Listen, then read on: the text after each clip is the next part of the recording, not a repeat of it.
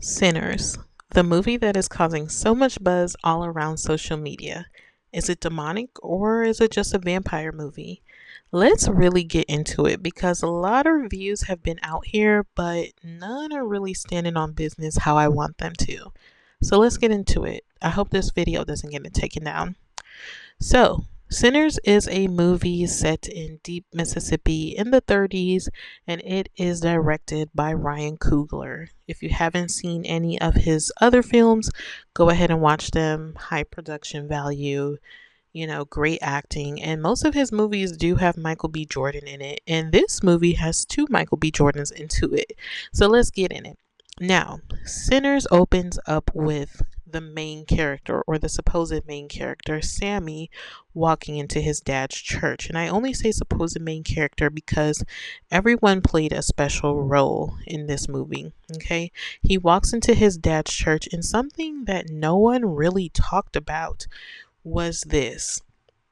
When you want to find evil people or demonic people or whatever type of people, you don't have to go looking in the depths of hell. Literally, just walk into a church house. I promise you, you'll find somebody there. Okay. I know you've probably heard that. If you haven't, well, you're hearing it here for the first time. And something no one really talked about was his dad's hairstyle.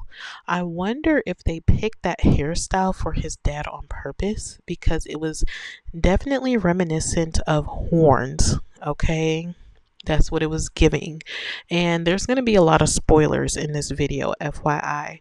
And if you notice the flashbacks with his dad telling him to put the guitar down and things like that, you'll see the flashbacks of the devil of the movie, we shall say, or the main vampire of the movie. And it was just like, does he see his dad as this person, as this devil? Let's get into the story, okay? So, Sammy is like, hey, dad, I have to go meet up with our cousins. Like, I want to play this music. I got something to do real quick. And his dad is like, well, you're going to go do the devil's bidding, and he's like, he doesn't care. He has a passion. And I was going to get into this at the end of the video, but let's start it off now. Let's make people uncomfortable now. Something I've noticed with religious people, especially when they know that their kids have a gift, their kids can dance, their kids can sing, their kids can act, their kids are into art. Just like the people that were labeling this movie demonic, they label that demonic. Because if you're not singing or dancing or acting for Christ or God or Jesus, then you must be doing it for the devil, right? No, sometimes your kids are just really, really talented, and it would be smart of you to pour into them and to invest into them and invest into their talent. Okay? Now let's get back into the video. Now, he joins his two cousins, which are twins, okay? Stack and Smoke, both played by Michael B. Jordan, right? And they're just talking about how they came down from Chicago, and pretty much they're like the big guys on town, right? Everyone knows that they're back in town, and they're war vets, and they were up north. Because you got to think about it like this movie was based in the 30s, okay? So it's giving Jim Crow, it's giving heavily segregated, okay? So you already know that for two younger black men to come back down and they're doing their thing from the north, they were kind of popping. They were really popular, and you do see that in the movie. So they go into town because they're trying to open up a juke joint and they need some supplies. So they go to their old friends who are of Asian descent. And this is something with the movie that I wish that they kind of cultivated a little bit more. Okay, who are these friends? How did they meet them? Did they meet them in war? Did they grow up together? Did they go to school together? you know what is the correlation? There were a lot of holes in the movie, but I'm like, did they want us to kind of piece it together, or was it just not that important? Either way, let's move on. So one thing that stood out to me in the scene with their Asian friends was something that still stands today. A lot of people in their reviews of the movie are only saying that, yeah, there were Asians in Mississippi, in the Delta, and they owned a lot of grocery stores. Okay, we know that, but we also know that that's even happening now. Most of our nail salons, most of our um, hair beauty supplies are owned 90% by Asian Americans or Asian people. So we know this. But what stood out to me that no one's really talking about is when the father asks his daughter, hey, go get your mom. The mom was in a shop across the street that I'm guessing that they owned as well, and said, hey, mama, daddy's looking for you. The mom stopped what she was doing, didn't even have to tell the daughter to get on the register. She just picked up like nothing happened, and then the mom walked out to the dad. So that just showed me when it comes to Asian folk, when it comes to certain, groups and cultures, they're very business minded and they keep it all in the family. So that's all that really showed me in that scene, okay? Next, they go out to find more old friends to open up this juke joint. They need somebody to be at the door, to be like a bouncer.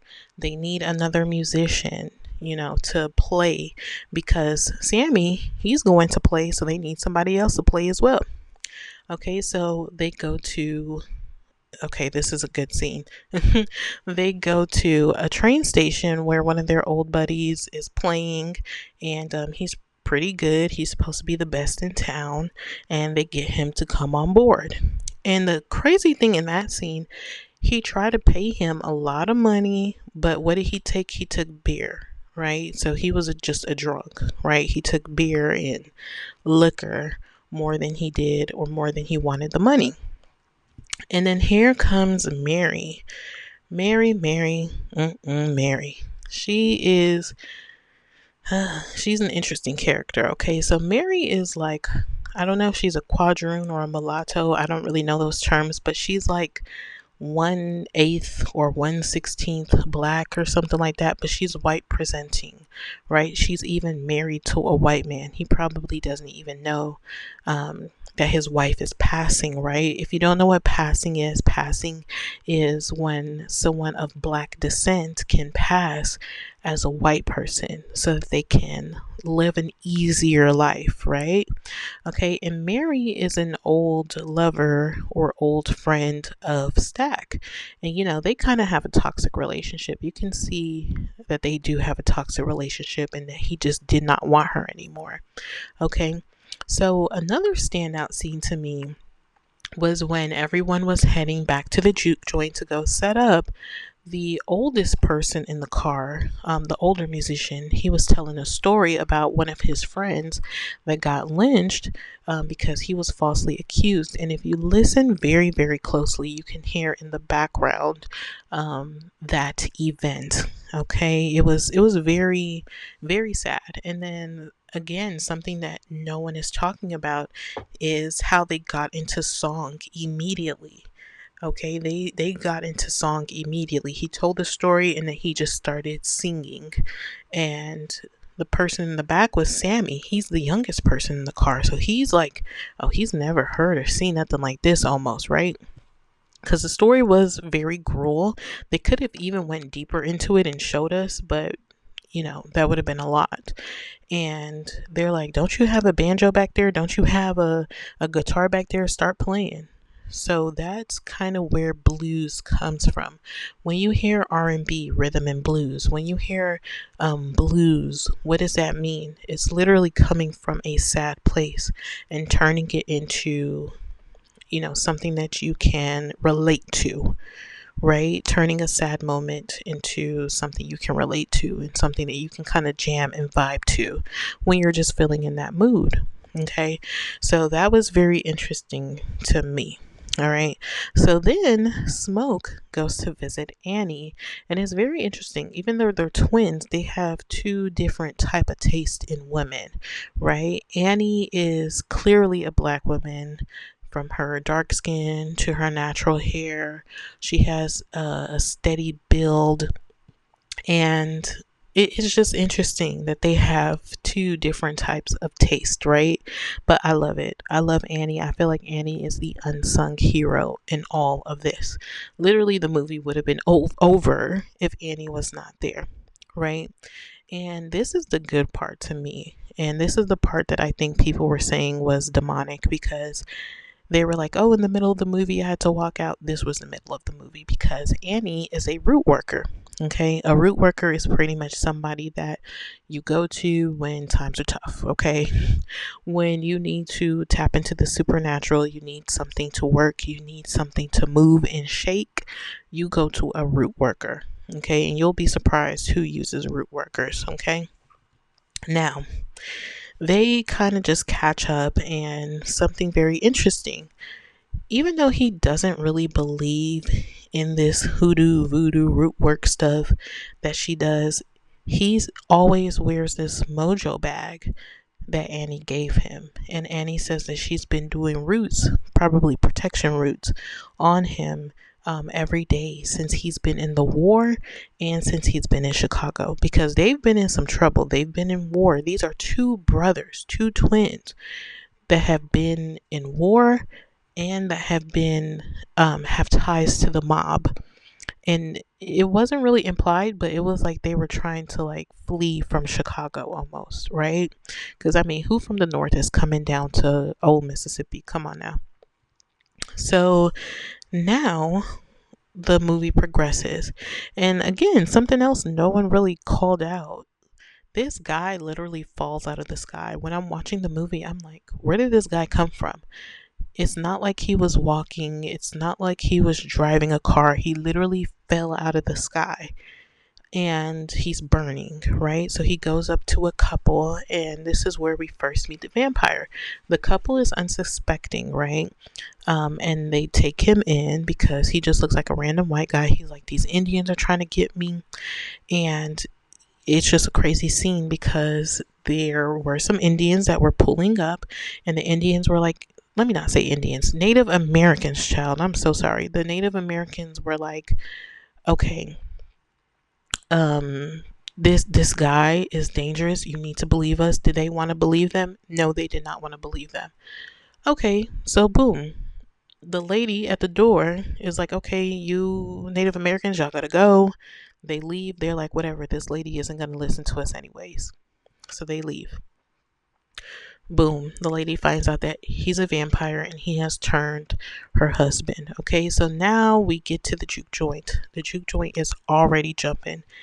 If they didn't have these people hating the vampires and the clan and all these people hating, the juke joint would have been really, really, really successful. Like they even mapped it out that, okay, after 2 months, we'll be good. Okay, we'll make our money back, we'll be good. Okay, so now Mary decides that she wants to take her white presenting ass down to the juke joint. It's late at night, and she was just trying to convince Stack the whole time to let her stay.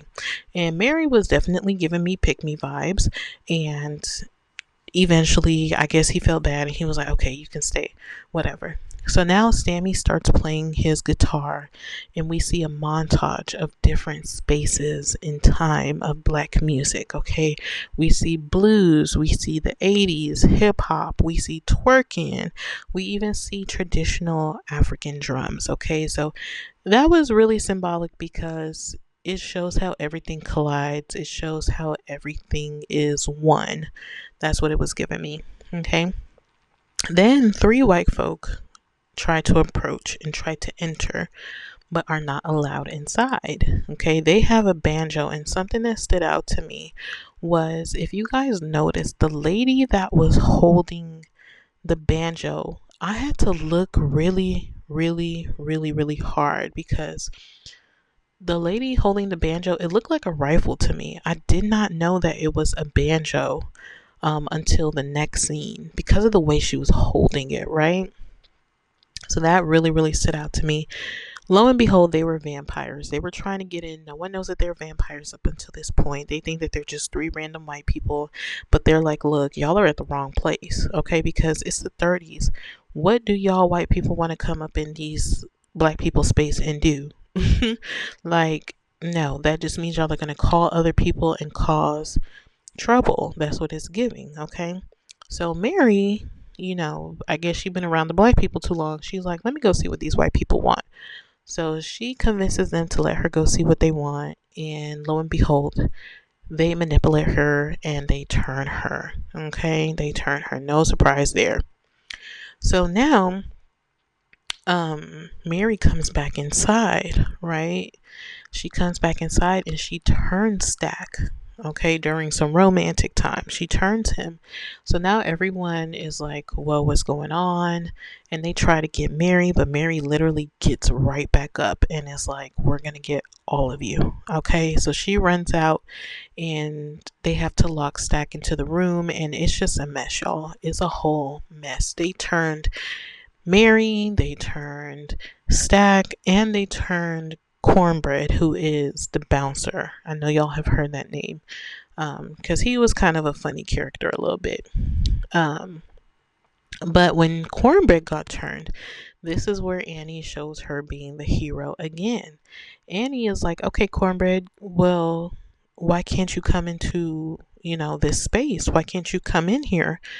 And he's like asking them to invite her, but that's when Annie, she peeps game. She's like, you're the biggest one here. If you wanted to knock us down, you can just walk in. Why are you asking for permission to walk into the juke joint? But no, he was turned. So now everyone's on high alert, and Annie has to educate them, and she has to teach them about a stake to the heart, and teach them about garlic, eating garlic and holy water and stuff like that. And Annie also throws bones. Okay, throwing bones is a specific type of reading. You can do different readings. You can read cards, you can read sticks, you can read bones, you can do different things, right? And she was reading bones, or at least that's what I call it. And when she read the bones, she found out that her and Smoke may die. Okay. Um, so lo and behold, the Asian shop owner, her husband, got turned. And, she was very emotional because she got manipulated as well by the vampires. They said they were going to go after her daughter, and she prematurely let the vampires in. So now they're fighting all these vampires that have turned at this point. But Annie had Smoke promise her that if she got turned, before she got turned, that he would drive a stake through her heart. So they're fighting, they're fighting, they're fighting. Guess who turned Annie, guys? Stack. Stack turned Annie, and she was like, no, not you. She knew she was going to get turned, but she didn't know by who. It was Stack. That's something about readings, is like sometimes the pieces will be there, but the characters, you're like, you don't really see exactly what's going on. Okay, maybe that's why there were so many holes in the movie. Who knows? So, anyways, everyone's fighting, and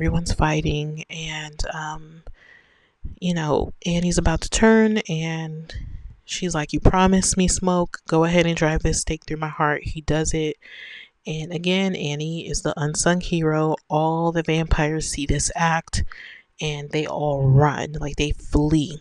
So this gives them a little bit more time, and we find out in the movie that really the vampires really only want Sammy. And that's the thing about the holes in the movie. Why did they want Sammy? What did they want him specifically for? Was it his talents? Or was it the fact that, is it a fight between good and evil, and, trying to take good and make it evil? That's kind of what it was giving to me.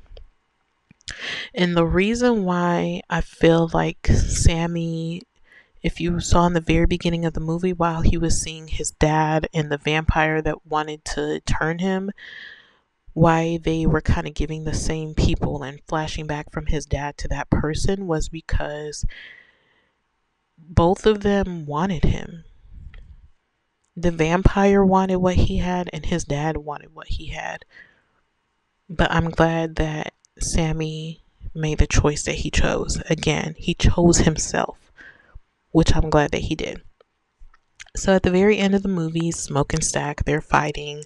It's these two brothers, twins. You guys, twins are it's a spiritual phenomenon, okay? Twins are literally in their own little world. Like us singles that are born, just by ourselves, us singles as they would call us, um, we're in the world, but twins are in their own little world. They see the world differently, like it's their own world. It's weird to explain, but I might do that in a separate video. But they're fighting to the death, literally. And something that I noticed, Smoke still had on his mojo bag. So it's like Stack is trying to like bite him, like, and he can't do it. It's almost like something is biting him back. So I'm like, is it the mojo bag or is it Annie who has already transitioned and become one of his ancestors? That's kind of what it was giving. Like he was being protected for real.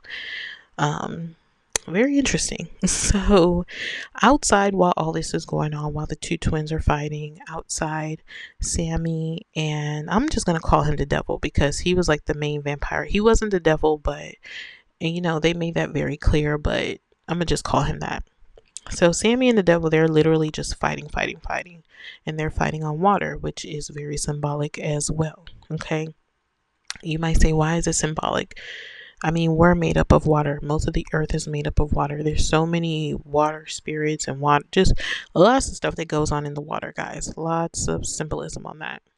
And they're fighting, and guess who evidently wins the fight between the brothers is Smoke, because he comes from behind, the devil or the big vampire, and like drives a stake through his heart, okay, and saves Sammy.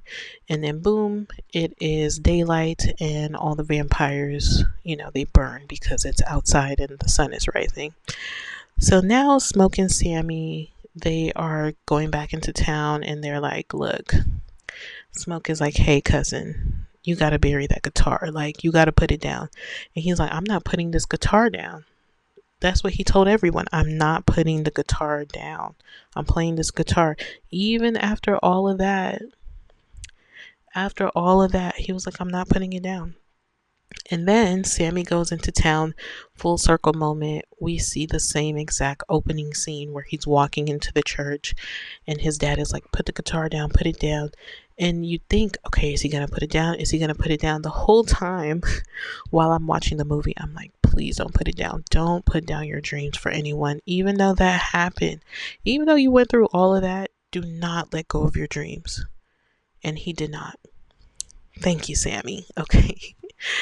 And we'll get back to Sammy later in the extra credits. But then we see Michael B. Jordan, or Smoke. He now uses his war skills to get back at the people that sold him the juke joint, because I trusted the people that sold him the juke joint, right? I trusted that guy at the beginning of the movie because they didn't really say too much. All it looked like was that he wanted money. He just wanted money. He got way more money than he was supposed to get, and all he needed to do was just stay away and not bring the clan around and don't play with them, right? Boom, the next day, it's like 15 clan members come up there and they're like, grand opening and grand closing. Only to meet their demise because Smoke, he smoked something, child. I don't know what it was, but he smoked something and it's giving that he's hallucinating and he just is done with it. He's lost his brother. He's lost his lover. He's lost his child. What more do you want from him? So he takes all of them out. And at the end, he starts hallucinating. And you can look at it like that, but I kind of looked at it like the veil is kind of thinning for him in the real world, in the spirit world, because he sees a vision. To me, it was a vision more than a hallucination.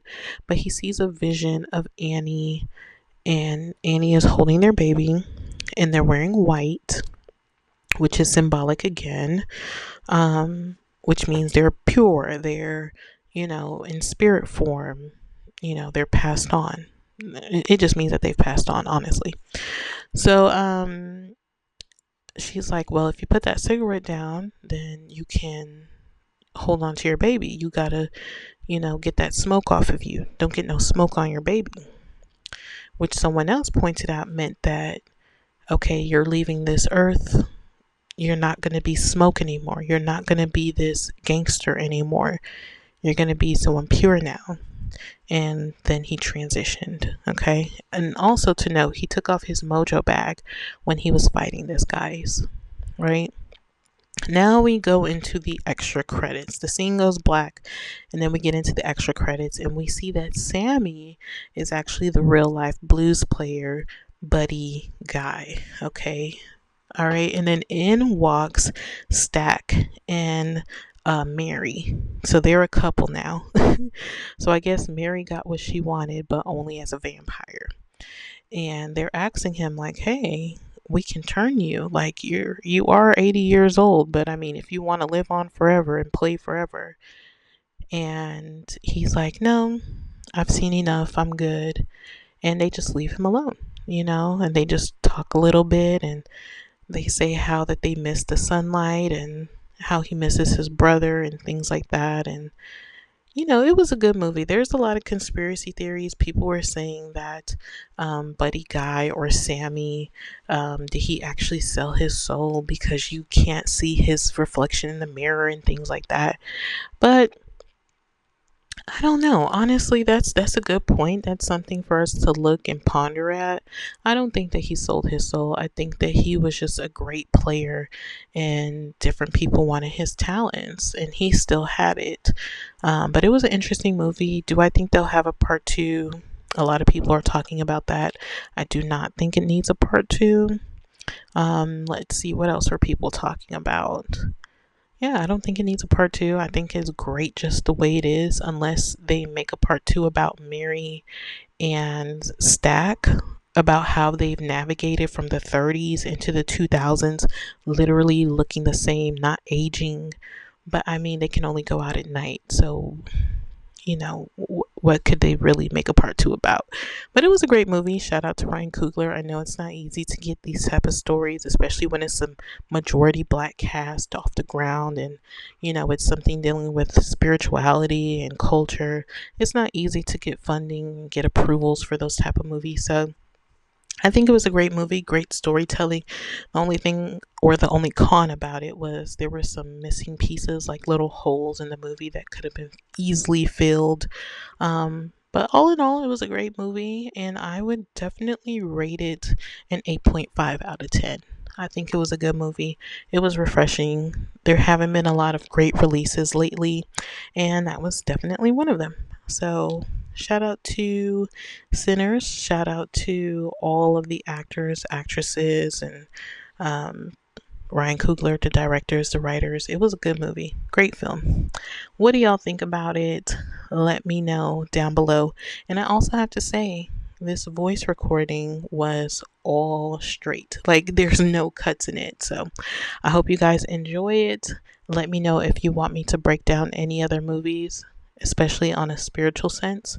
And I'll see you guys later. This is Sis Woke Up. You have a great day. Bye bye.